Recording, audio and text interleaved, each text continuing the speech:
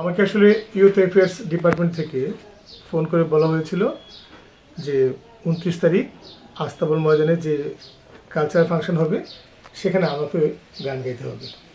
তা আমি সবতে খুশি হয়েছি এবং এই উপলক্ষে অনুষ্ঠানের আগের দিন মানে গত পরশু দিন আমরা আমাদের যারা এখানে রাজ্য শিল্পীরা গাইবেন অনেক গুণী শিল্পীরা রয়েছিলেন, যেমন সুশোভন ভট্টাচার্য, শানু, সৈকত রায়, পারমিতা রিয়া, মৃন্ময় ঘোষ, জুমা জামাতিয়া, এরপর অনুপ রায়, যারা এখানে আমাদের রাজ্য শিল্পীরা রয়েছি তাদের সাথে আমারও গান গাইবার কথা। এবং সেই আমন্ত্রণের পরিপ্রেক্ষিতে পূর্বাশার আরবান হাটে গিয়ে আমরা রিহার্সেলও করেছি।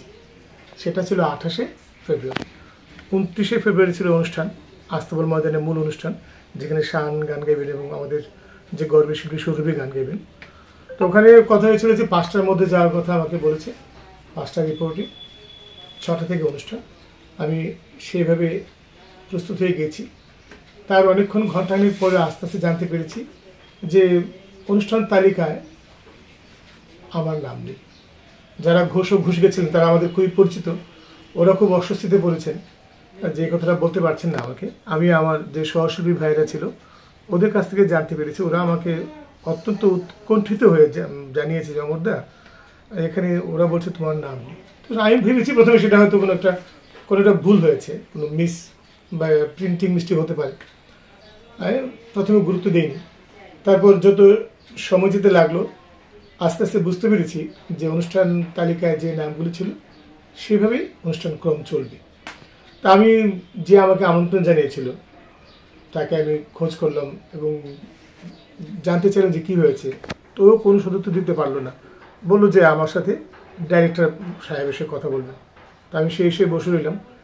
এক অনুষ্ঠান শুরু হলো, আমাদের স্থানীয় অনুষ্ঠান, এক একজন করে গান গাইছেন, অনুষ্ঠান চলতে লাগলো। প্রায় শেষের দিকে যখন আমি আবার হঠাৎ করে ডাক পেলাম মঞ্চে, আমাদের তখন আমাদের শ্রদ্ধেয় স্যার পি.কে. চক্রবর্তী স্যার গান গাইছেন। উনি আমাকে সঞ্চালিক এসে ডাকলো যে আমাদের এরপর তোমার গান। আমি যতদিন মঞ্চে উঠলাম পেছনে আমি আমার হাতে মাইক নিয়েছি এবং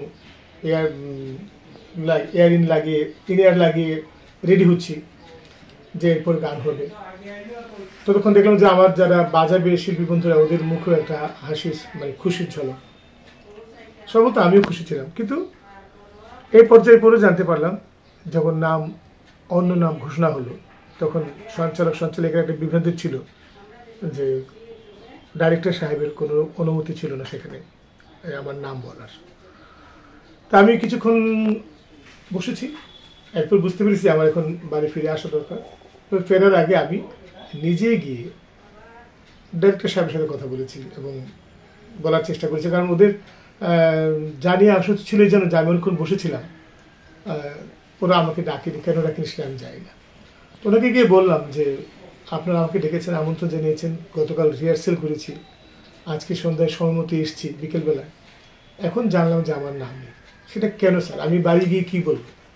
আমার যারা বন্ধুরা রয়েছেন ফেসবুকে পোস্ট করার পর অনেকেই শুভেচ্ছা জানিয়েছেন, এরা যখন জানবেন যে আমি গাইতে পারি, যেমন তুই প্রশ্ন করলে কেন গাইতে পারলাম না, সেটা আমি জানি না। এখন সবগুলো নামই ছিল, শুধু আমার নামটাই ওখানে তৎক্ষণভাবে ছিল না। উনি ডাইরেক্টর সাহেব একটু অপ্রস্তুত হয়ে গেলেন, বললেন যে অ্যাকচুয়ালি আমরা অনেক কিছুই কাটছাট করতে হয়েছে। তা আমি দেখলাম যে শুধুমাত্র আমার নামটাই ছিল না। ওই সময় যে মানসিক পরিস্থিতিটা আমার মানে খুবই খারাপ ছিল, কারণ এত অনুষ্ঠান সবাই ঠিকঠাক চলছিল সবই, শুধু আমার নামটাই ছিল না। সেটা একটা যে ইচ্ছে করে সেটা বুঝতে আমার বাকি রইল না তখন আর। তারপর আমি সুযোগ পেয়েছিলাম মাননীয় মন্ত্রী মহাশয়ের সাথে কথা বলার জন্য, আমাদের সিকিউরিটি গার্ডরা আমাকে সাহায্য করেছিল ওর সাথে কথা বলার জন্য। উনি বললেন যে আমি যদি ওনাকে আগে জানাতাম তাহলে নাকি অনুষ্ঠানটা করতে পারতাম, কিন্তু সেই দায়িত্ব তো আমার ছিল না, ওনার ডিপার্টমেন্টে আমাকে ডেকেছিল কথা বলার জন্য। আর একটা কথা উনি তখন তিনি বললেন যে আপনার মতো তো অনেকেই গাইতে চায়। আমি এটা মানে জানিয়েছি যে আমি গাইতে চাইনি, ডিপার্টমেন্ট আমাকে ডেকেছিল বলে আমি গান গাইতে এসেছি এবং আসার পর এটা হয়েছে। যদি আমাকে ওরা আগে জানিয়ে দিত, দুপুরে জানিয়ে দিত যে কোনো একটা অসুবিধা হয়েছে, যে আজকে আপনাকে রাখা যাচ্ছে না, তাহলে হয়তো কষ্ট পেতাম, কিন্তু সেটা এতটা মনে লাগতো না। কারণ ওই সময় আমার মানসিক অবস্থা যা ছিল ওই মুহূর্তে আমার নিজেকে খুবই একটা নিরর্থক এবং অত্যন্ত অপ্রয়োজনীয় বা এই ধরনের একটা কিছু, মানে ওই মুহূর্তটা আমার কাছে খুবই একটা খারাপ মুহূর্ত ছিল কিছুক্ষণ সময়।